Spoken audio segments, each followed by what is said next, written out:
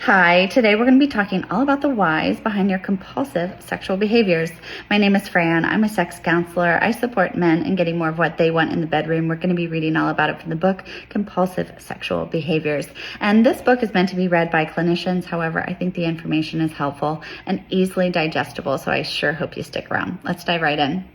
Lou Starowitz, which are researchers et al., suggests that emotional dysregulation is a core predisposing factor of CSB, compulsive sexual behaviors.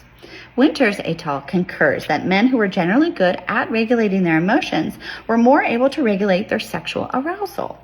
They also found that the precipitating and maintaining factors of CSB may not be the heightened sexual arousal per se, but the distress that they feel in managing those intense feelings, which I think is so important to hear and understand. Clients with good emotional regulation skills may not feel as stressed by intense sexual thoughts, feelings, and needs, whereas people with less emotional regulation could be more distressed at managing them. A study by Carvalho et al. Supports the idea that problematic sexual behaviors is associated with a perceived lack of control over sexuality and moralistic attitudes rather than high levels of sexual desire and activity. A constant worry about sexual desire, arousal, and behaviors may be the chronic unpleasant emotions that require the need for the repetitive pleasure-focused behavior which maintains compulsivity.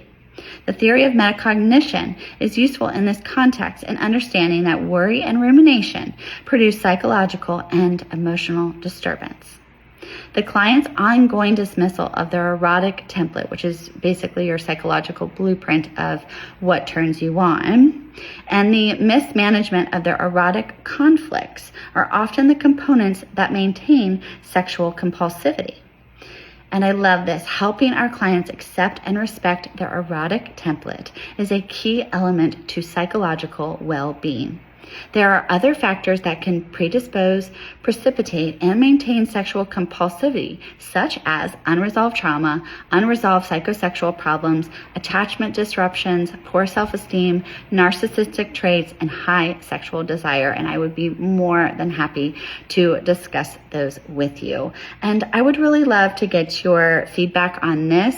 I would also encourage you to check out the caption in this case. I'll be sure to put some ideas and suggestions here. So if you guys have any questions, please let me know. If I don't hear from you, I'm wishing you the absolute best day of your life. Bye.